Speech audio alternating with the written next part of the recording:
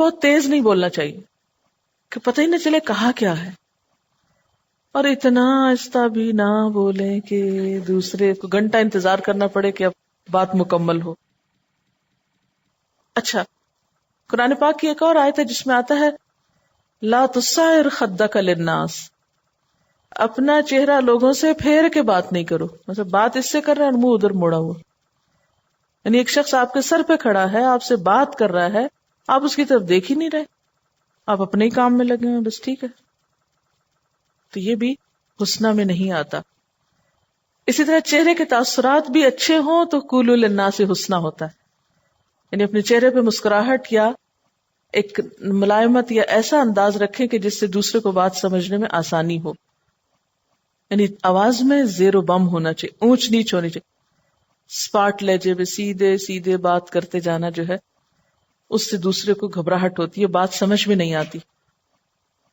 پھر اسی طرح الفاظ کا چناؤ بھی اچھا ہونا چاہیے کیونکہ سارے لفظ لکھے جاتے ہیں نا، تو سلینگ یوز کرنا یہ انسان کے وقار کے خلاف ہوتا ہے.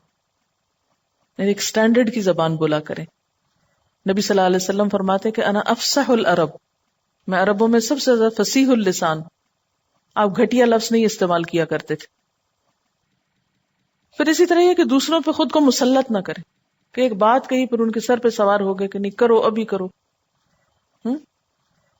بات کریں اور چھوڑ دیں. پھر اسی طرح کسی کی تحقیر نہ ہو، طنز نہ ہو، ٹانٹنگ لہجہ نہ ہو. اگر کسی نے کوئی کام نہیں کیا، مثلا آپ نے اس کو احساس دلایا، اب بار بار اس کو آپ ٹانٹ کیے چلے جا رہے ہیں، ہاں تمہیں تو وقت ہی نہیں ملے گا. نبی صلی اللہ علیہ وسلم نے فرمایا کہ المسلم من سلم المسلمون من لسانہ ویدہ، مسلمان وہ ہے جس کے ہاتھ اور زبان سے دوسرے سلامت رہیں. پھر اسی طرح غیبت، چغلی وغیرہ سے پرہیز کرنا چاہیے، کسی کی عیب جوئی سے. خاص طور پر اختلاف رائے کی صورت میں صبر و تحمل سے کام لینا چاہیے. ڈفرنس آف اوپینین ہو گیا کہیں، اس میں غصہ، الزام تراشی، گالی گلوچ، ان چیزوں سے پرہیز کرنا چاہیے. منافق کی علامت ہے کہ وہ بات کرتے وقت یا جھگڑا ہونے پر گالیاں دیتا ہے. آپ صلی اللہ علیہ وسلم نے فرمایا وہ شخص پکا منافق ہے جس کی عادت یہ ہو کہ جب کسی سے جھگڑا ہو تو فوراً گالی گلوچ کرے اور بےہودہ اور فحش باتیں شروع کر دے. اسی طرح کسی کا دل توڑنے سے بھی بچنا چاہیے. بعض لوگ اپنا کانفیڈنس شو کرنے کے لیے یا حاضر جواب اپنے آپ کو جتانے کے لیے دوسروں کو ستاتے ہیں، پھر لگی لپٹی باتیں کر کے، یعنی مطلب کچھ اور کہے کچھ اور چلے جائیں. یہ بات بھی درست نہیں. لگی لپٹی باتیں کہنے سے بھی پرہیز کرنا چاہیے، صاف بات کرنی چاہیے.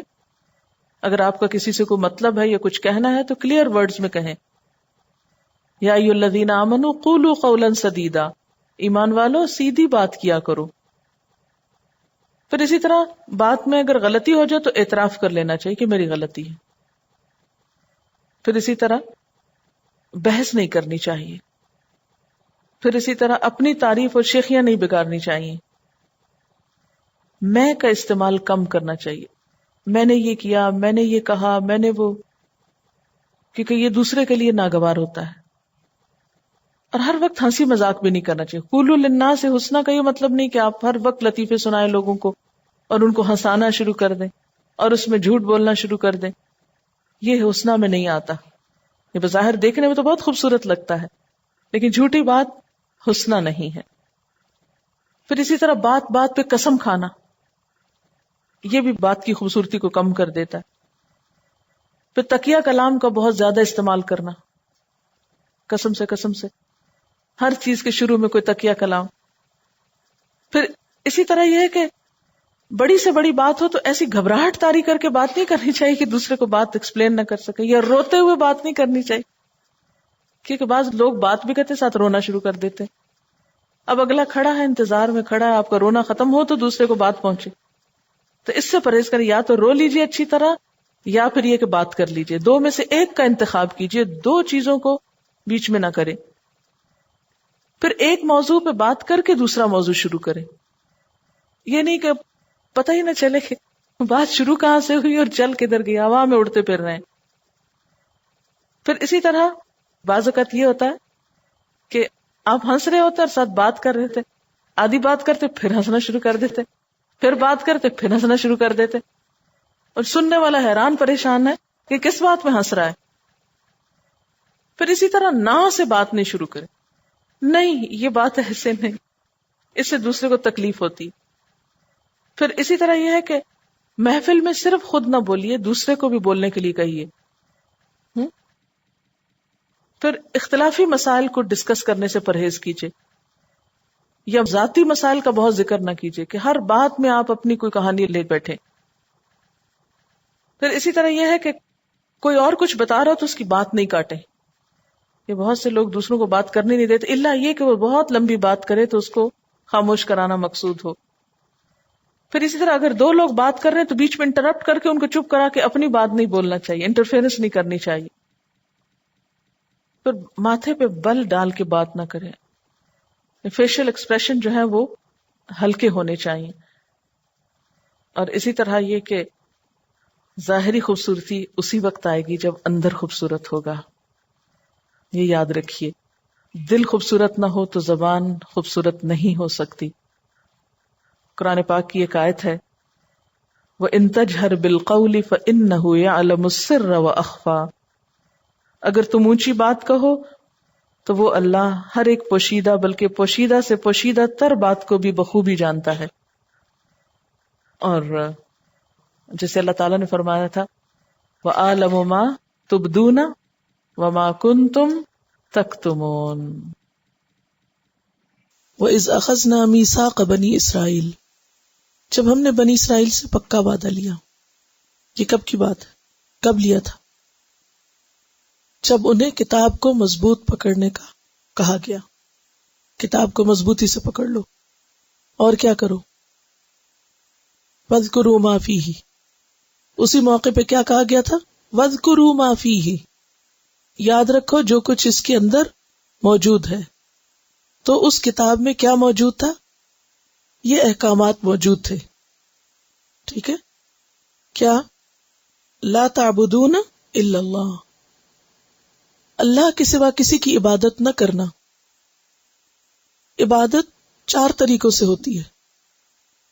پیچھے تو آپ عبادت کا لفظی معنی یہ لغوی معنی پڑھ چکے ہیں نا کہ الخضوع والتذلل، انتہائی عاجزی کے ساتھ انتہائی محبت.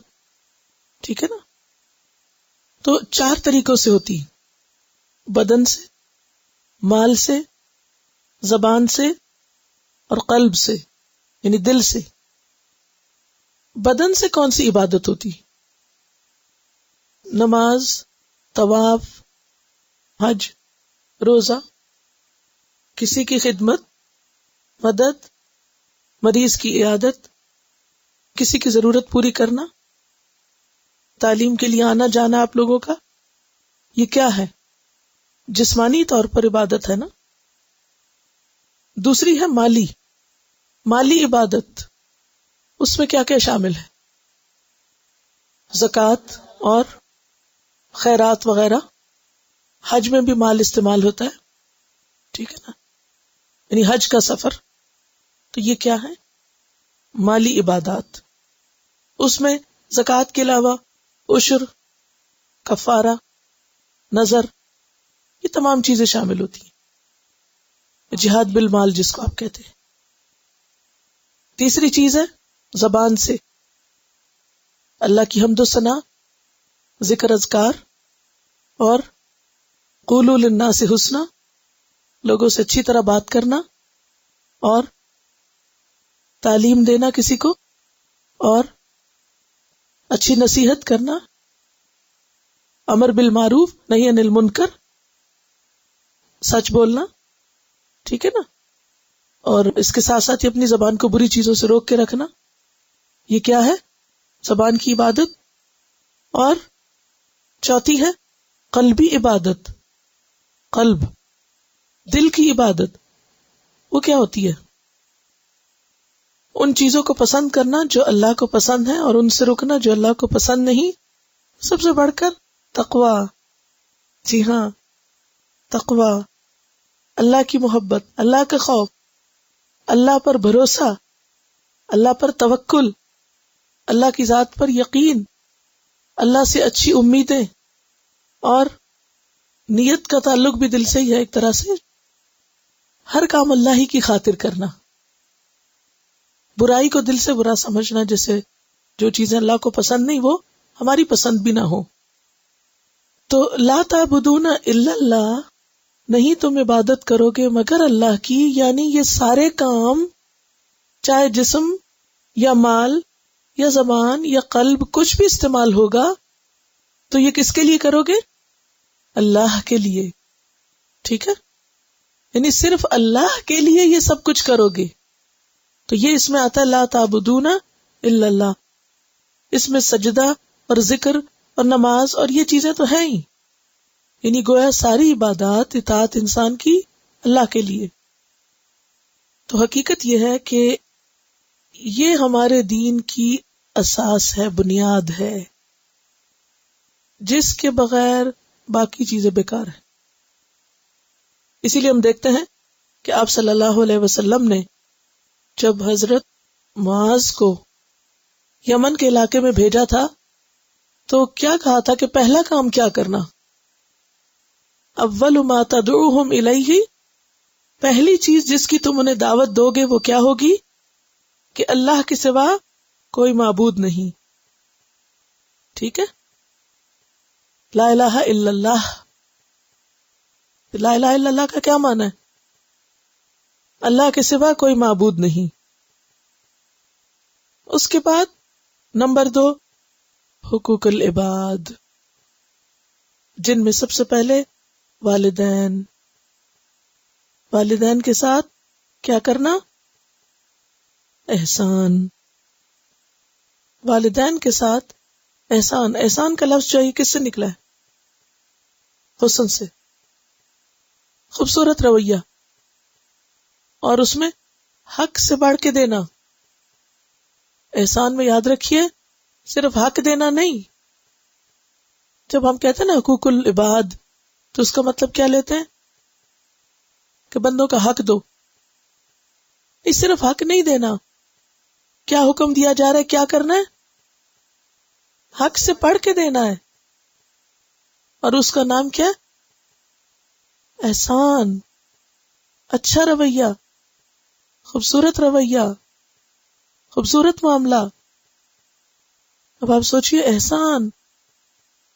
اب یہ جتنی باتیں آئندہ ہوں گی نا، ان میں ایک بڑا سا سرکل کھینچ لیجئے احسان، یا احسان کو انسرکل کر لیجئے.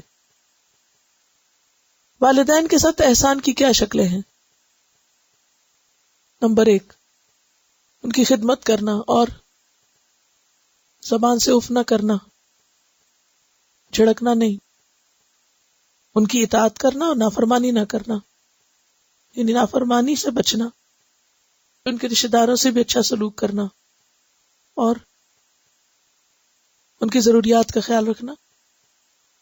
ان کے سامنے ادب سے معاملہ کرنا، اکڑنا نہیں ان کے سامنے.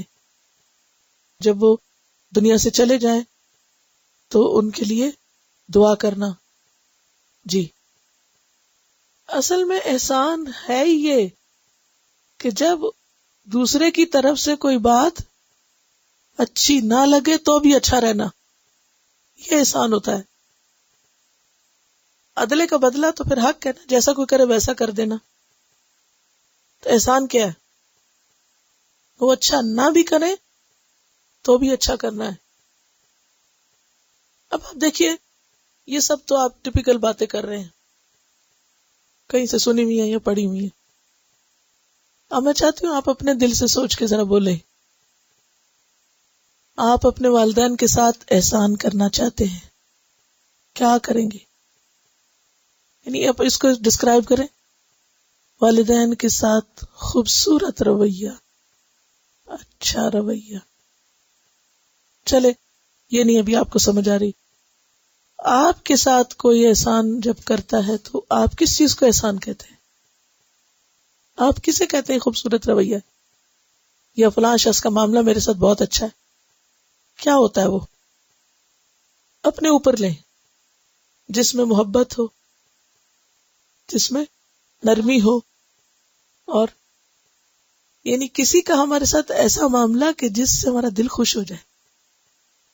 یعنی بیسیکلی یوں لگتا ہے کہ جیسے اگر ایک کی پوائنٹ ہے نا تو وہ ہے دل خوش کرنا، ماں باپ کو خوش کر دینا، راضی کر دینا، یہ ہے احسان۔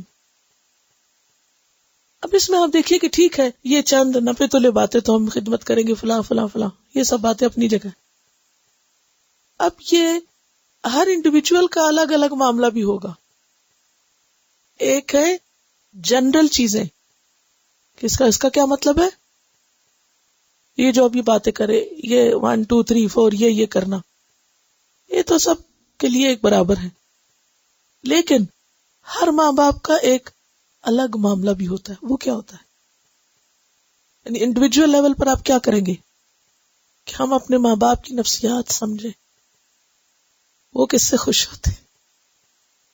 مثلا کچھ ماں باپ اس سے خوش ہوتے ہیں کہ بچے کام کریں، بچے ان کی خدمت کریں یا گھر کا کام کریں۔ مثلا اب آپ کو پتہ چل گیا کہ میری ماں کس سے خوش ہوتی ہے، میرا باپ کس سے خوش ہوتا ہے، تو اب ہر انڈیویجول فرق ہوتا ہے نا۔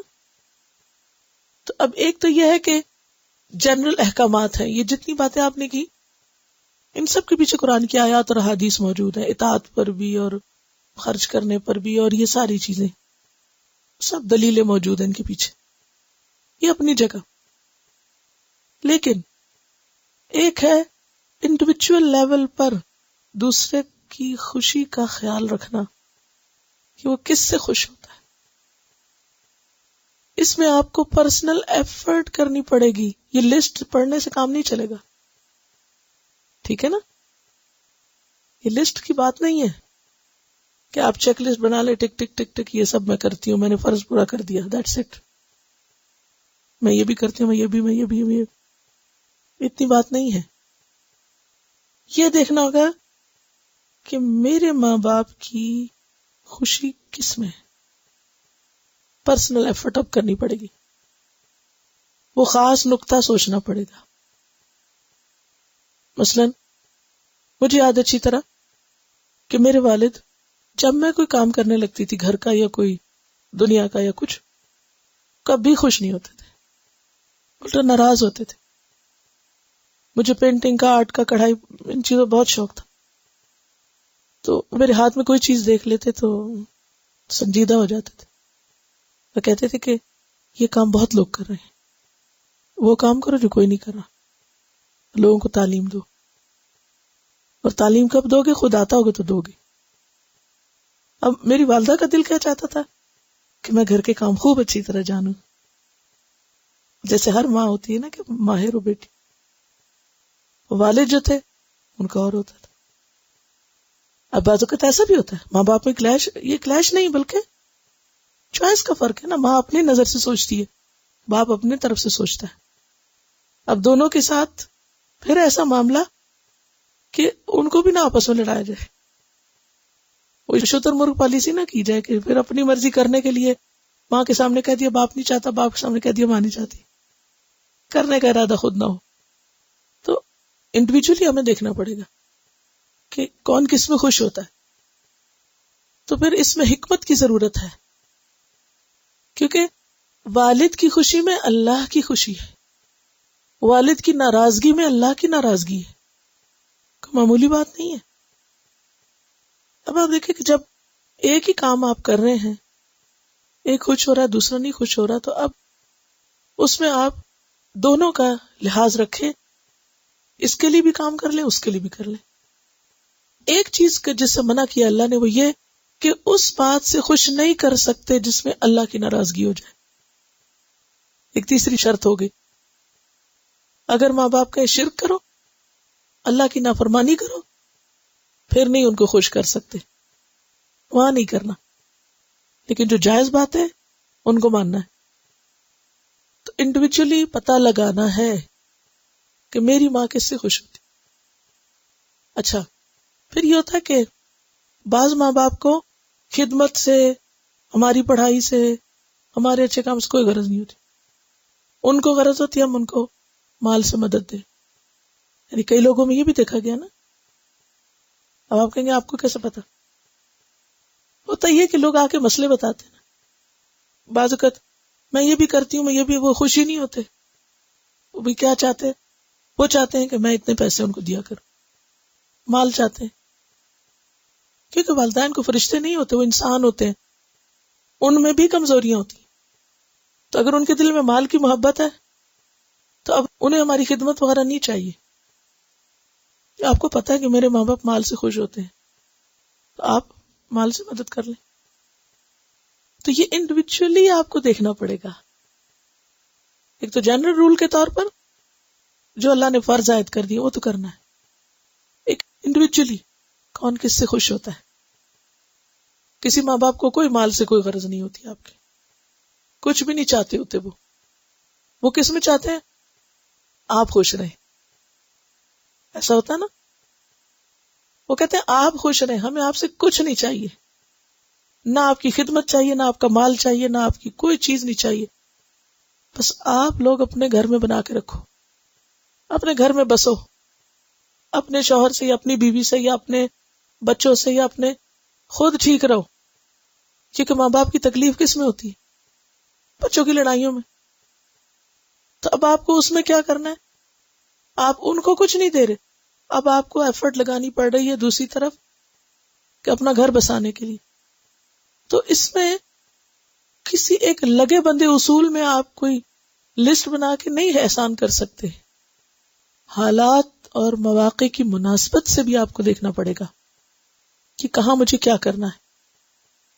اور اسی کا نام حکمت ہے، اور اسی کے بارے میں قرآن میں کہا گیا وَمَن يُؤْتَ الْحِكْمَةَ فَقَدْ أُوتِيَ خَيْرًا كَثِيرًا. جس کو حکمت مل گئی اسے خیر کثیر مل گئی. وَإِذْ أَخَذْنَا مِيثَاقَ بَنِي إِسْرَائِيلَ لَا تَعْبُدُونَ إِلَّا اللَّهَ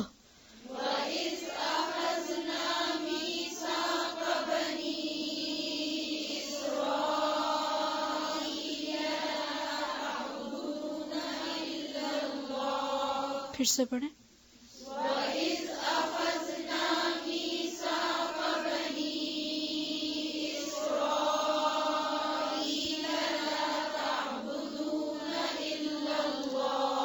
تعبدون، با پہ کیا ہے؟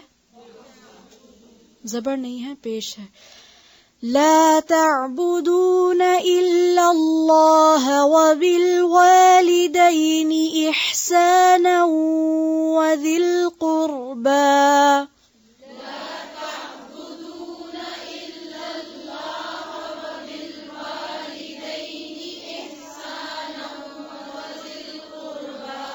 إحسانا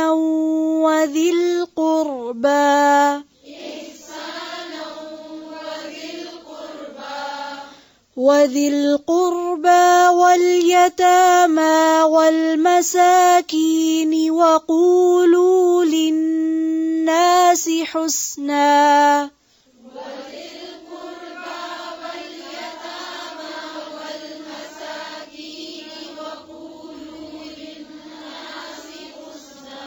واليتامى والمساكين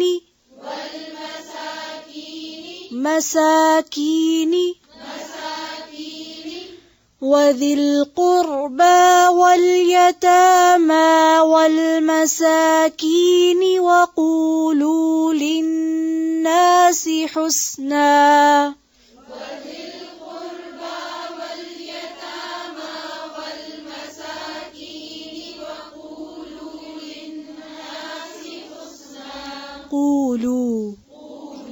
قولو نہیں پڑھیں گے، قولو. پھر سے پڑھیں وقولو. پھر سے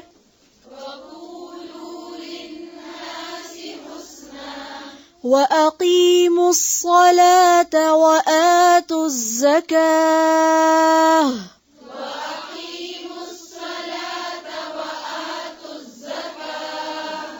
ثم توليتم إلا قليلا منكم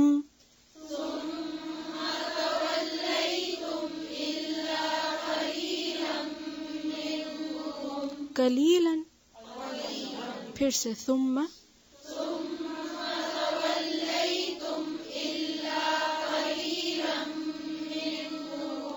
إلا قليلا منكم، زیر کو اور باریک کریں.